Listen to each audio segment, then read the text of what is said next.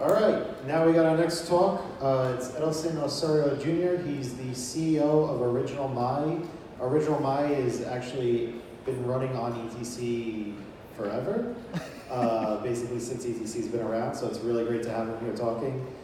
He's going to be talking about identity, authentication, and proof of authorship on the blockchain. So a big round of applause for Edelson. Bigger. More. Come on.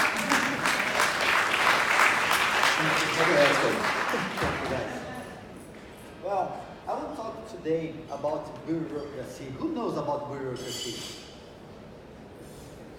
You don't have bureaucracy over here in Korea. I know that.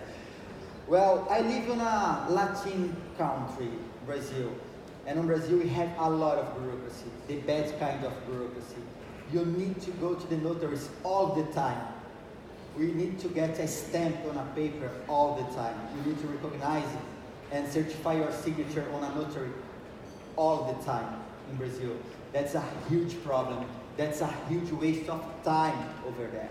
That's why I launched the OriginalMy on 2015. Firstly on Bitcoin, then Ethereum, then we moved it to Ethereum Classic as it was launched, and I will explain how it works. Well, I am a computer scientist, teacher, information security specialist, and I developed some projects with open source for many years. I have a graduation on Harvard Law School on copyright and using blockchain for preserving the properties, the ownership of your intellectual property is very interesting use case. And I am leader of security, privacy, and identity blockchain on ABNT, member of ISO. And I am the administrator of Facebook Brazilian Ethereum Classic community, and they didn't know I had the community for many years. Well, why we use blockchain for identity? 1 in 7 people around the world don't have an identity. And no ID means they have no access to education, they have no access to healthcare, they have no access to political and legal rights. And it's a huge problem around the world. Well, that's the numbers about the industry. Notaries, signatures, digital identity, and KYC, regulatory fraud, AML, and CTF. More than $100 billion. It's a huge market. And for identity, we have many challenges. We have challenges about self-sovereign. We have challenges about recovering identities. We have a lot of challenges. I have a small amount of time. I will pass a little fast over these slides. And we came to traditional model of assets and identities. Today, to have an asset linked to our identity, we must have an external agent, a trusted external agent, to link our assets, our property, to our identity. And when we move to blockchain, we have a changing model. We have these assets linked directly to our identities. It's a very game-changing around the world, because normally the trust external agents are the notaries, or are the banks, or the government. And when we move to this kind of digital identity model, we have no third parties. Well, and I will explain a little how it works. The digital signature. We have a signing layer where you do a kind of hash of the information you need to sign. You use your private key on top of that hash or information to do some kind of cryptography. And then you have a new digital certificate on top top of that data. For verification, you use the public key to read the signature, retrieve the hash again, and you can do the hash of the original documents or original information. If they match, the information is valid. That's the first premise we use, okay? The second is for authentication, the cryptographic challenge. And we have some kind of random challenge. It's made on the server side, sent to the client. The client will sign that information with the private key and send back. The server will start the session, and you can get authenticated on many platforms. This model is being used by many protocols and by many platforms. And the third part is proof of authorship. When we mix the digital signature with the cryptographic challenge. For proof of authorship, we do proof of life. When the customer do the onboarding, you recognize who is the customer, you create the identity to that customer and link the identity on blockchain to the national ID of the customer. You retrieve the geolock of the user, you do the KYC, you have the apps managing the identity. You can have biometrics for validating the identity. You have the mobile device. It's the most personal thing we have with us today. And at the end, you have a kind of blockchain ID. We issue a blockchain ID at the end of the process after the user is validated. And with the blockchain ID, the user can do many things, like signing documents and contracts, voting, and authenticating on platforms. Well, I am using on my presentation something about Web of Trust because we are creating a decentralized network of validators of personal data. On our approach to identity, the user is the owner of the personal data. The personal data stays with the user, not stored on a network, on a database. Okay? And for that, we need to create through a decentralized network of validators with some kind of reputation on the personal data. Each personal data is a lot of attributes of your identity. And if they have reputation, you can say, the network can say if you can trust or not on the data. And we know the centralized model. We have a certificate authority issuing the identity. When we use the Web of Trust, you don't need the centralized certificate authority.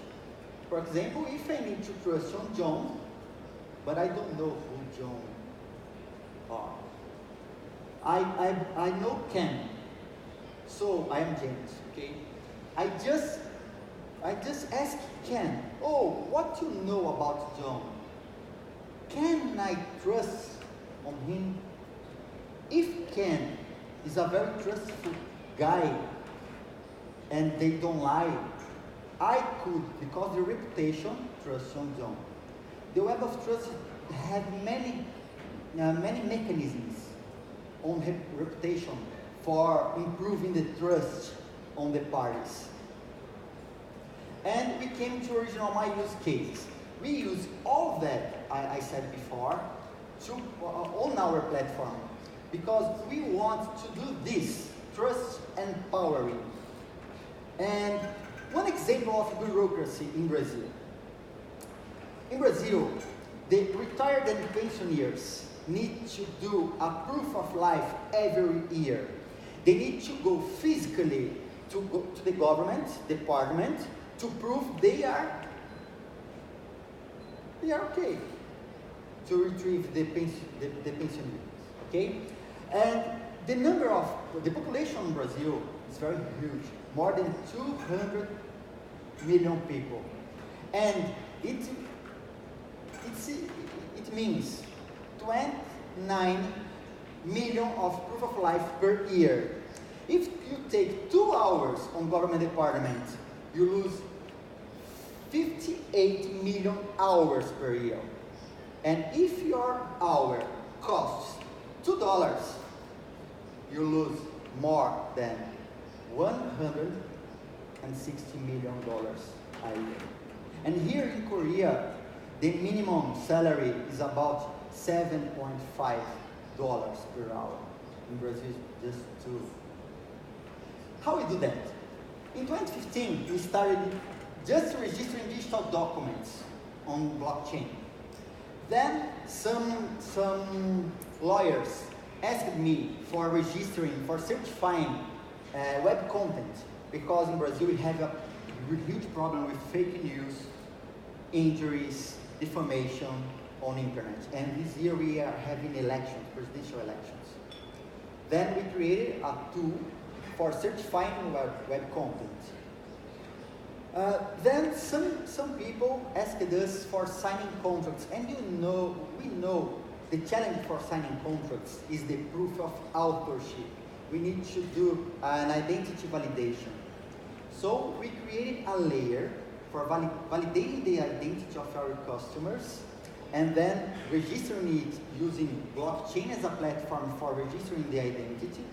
And with the blockchain identity, the blockchain ID we issue at the end of the KYC process, our customer can sign documents, and they can authenticate on exchange. We have crypto exchange in Brazil using our plugin for authenticating without exposing passwords, because passwords and usernames are the old model for authenticating on platforms. And we have a lot of vulnerabilities exposing passwords on platforms. And they don't need to fill in forms, because they have on their mobile device all their personal data, and they deliver their personal data directly to the platform they want to authenticate, agreeing with the delivering. So the user don't fill forms, and they know exactly when their data are. Well, one old-fashioned way case I explained it before: username and passwords, filling forms, using OriginalMy. You don't need to do it anymore. Another use case, you need to go to the notaries all the time. If you need to sign a contract with three persons, sometimes you need to go to 3 different notaries for validating each signature. Don't make sense. And in Brazil, they do use some kind of digital or electronic signature, because they can't prove who are the guy signing the document. And on our approach, we can. This is one example of use case using our engine in Brazil. In Mudamos, they have more than 1 million signatures using our engine. They won the Google's Social Impact Challenge in 2016 using our platform for signing public petitions. And in Brazil, if 1% of the population agrees with a public petition or a project of law, the Congress must vote. And then, in Brazil, the government already accepts this kind of signature because it's very reliable. Another case I am announcing today, because my team told me yesterday. Next month, the Brazilian Fintechs Association will vote for the first time for the board election using our platform for signing the votes. It's a huge step for us over there. Fintechs voting on blockchain. There is more than 400 fintechs in Brazil, and they will use our platform for voting, powered by Ethereum Classic, because all identity, signatures, and registering, we use Ethereum Classic. And we develop a kind of sidechain, it's not a full sidechain because, for example, on Mudamos, we need to register a bunch of signatures all the time, and it could be very expensive. So we have a sidechain to receive all the signatures on that case, and then register on Ethereum Classic, sometimes one time a day. And we have the anti-bureaucracy coin. The anti-bureaucracy coin, I went to Korea 2 times on the beginning of this year for a road show with a friend. And we are with an active bonds program. I am inviting you all to participate in our bonds program with the hashtag #HackTheNotaries. We are launching a platform to aggregate all initiatives around the world to hack the notaries and improve notarial services around all the world. Just came to our Telegram channel, there's more information over there. Well, that's it. We believe blockchain is a transfer of trust in a trustless world. And then I will open for questions. Thank you.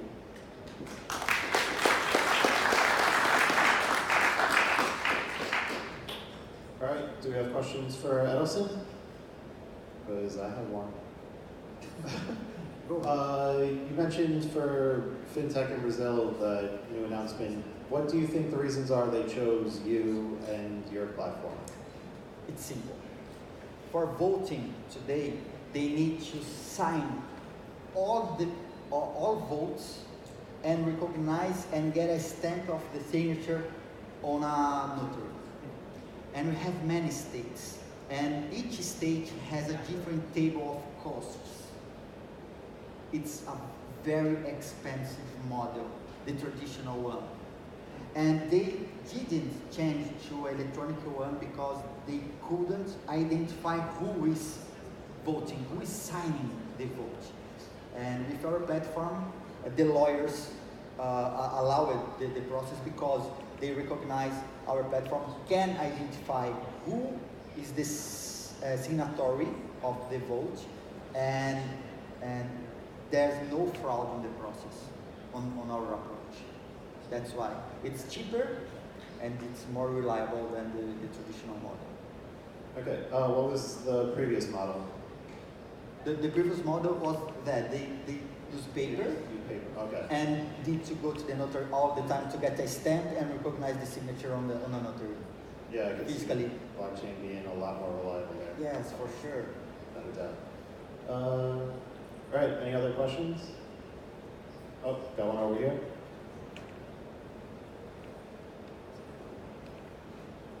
Yeah, this is a wonderful use case for blockchain tech. I personally never even thought about it, and when you came up, kind of blew me away a little bit. The question that I wanted to ask you is, Brazil's a pretty massive country, but what is your next country that you guys plan to focus on with this type of technology? Easy to the south of Europe. We learned bureaucracy with them. We imported all bureaucracy from Portugal and Italy and Spain and Latin countries like us. So we moved the company to Estonia, and because the leads from south of Europe. We have a partnership on Malta, Italy and Malta for doing the KYC of a gambling platform over there. And on Spain, we are trying a partnership with a notary over there too. And on Portugal, I will travel to Portugal because some guy asked me to visit them because they have some opportunities to us over there. In Brazil, we have a partnership with one notary. Brazil has more than 15,000 notaries. It's a lot of notaries over there. And we have a partnership with just one. All the rest of the notaries was fighting us a lot on the last years. And we have the partnership with one. So Brazilians don't need to go to the notary to get a stamp on that document. And they hate us because of that. And we are seeing some partnerships on the south of Europe for doing the same thing.